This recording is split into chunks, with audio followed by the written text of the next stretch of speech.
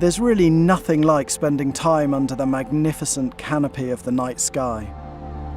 The scale of it all is just mind-blowing, and the more you learn about it, the more amazing it becomes. They're not just stars. There are meteors, planets, galaxies, nebulae, all out there to be discovered. I'm going to show you a few tips and techniques for getting the most out of your astrophotography, both for wide-angle starscapes and deep sky objects. I'll be using the Canon EOS Ra with an incredibly sensitive 30-megapixel sensor. Its modified infrared filter reveals light at wavelengths most cameras can't detect.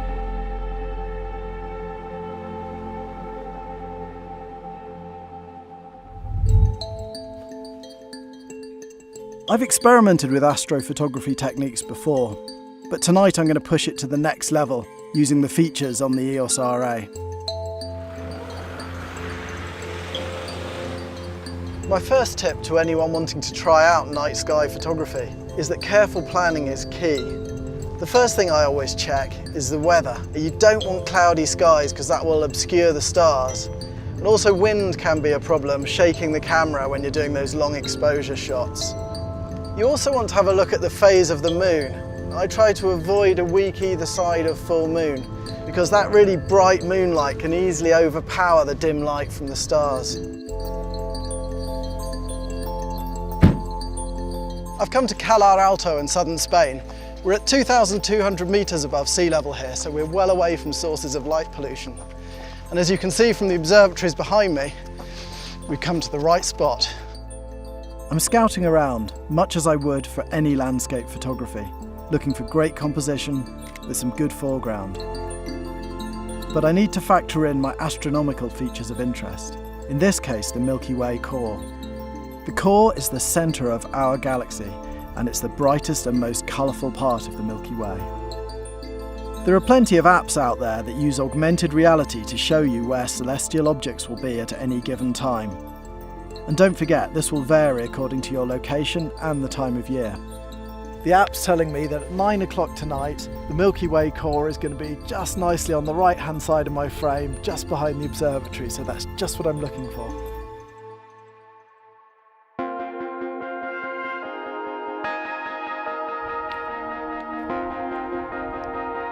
There's a little bit of wind just blowing up now, so just to keep my tripod really steady, I'm going to put some rocks in it to weigh it down. The sun's gone down now, and thankfully the clouds are clearing fast, so I'm going to try a shot. Camera settings for shooting the Milky Way as wide angle are fairly straightforward. I'm using the RF 15-35 f2.8 lens. I tend to use manual exposure always, and I'm using manual focus. Manually focusing on stars can be tricky, but there are digital zoom settings on live view to help you out, both 5x and 30x magnification. As a starting point, I'm going for a shutter speed of around 25 seconds. Any longer and you start seeing the stars as trails rather than points. I'm shooting at ISO 3200, which I find is a sweet spot for minimal noise but with enough light sensitivity. A wide lens with a maximum aperture of f2.8 or faster really helps with gathering that precious light. I'm shooting in RAW to maximise the potential for post-processing. I want to avoid juggling the camera when I press the shutter release, so I can either use a remote control, the Canon Camera Connect app, or I can just use a 2-second delay on the shutter release. Here goes, I'm pressing the shutter button. Now all I have to do is wait while those precious photons fall onto the sensor, having travelled all that way from outer space. Right, let's have a look. Ah, nice. Milky Way is really showing up nicely. I've got an idea now. For a bit of added interest, I'm going to put myself in the shot, but I've got to be quick. 10-second timer.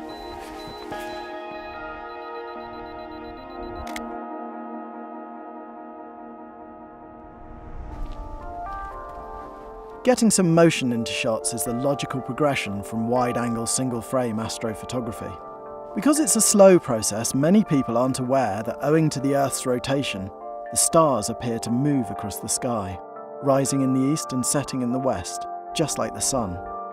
This can look really cool as a time-lapse video clip. For time-lapse videos, Your basic camera settings are going to be exactly the same as the ones we just used for the still images. Now on the EOS RA, there are two basic ways of making a time-lapse video.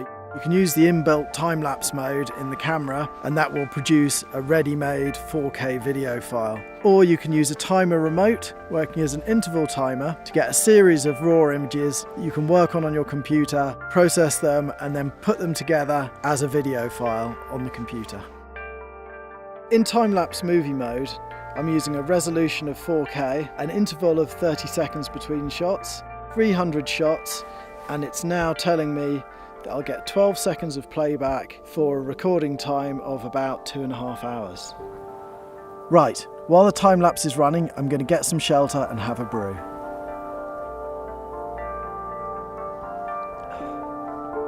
To add an extra level of movement, I sometimes use a motorised motion control slider, which will move the camera a metre sideways over the course of a couple of hours and 300 images. This is a sped up preview. When I actually do it, the camera will move this distance over the space of about 2 hours, taking about 300 shots.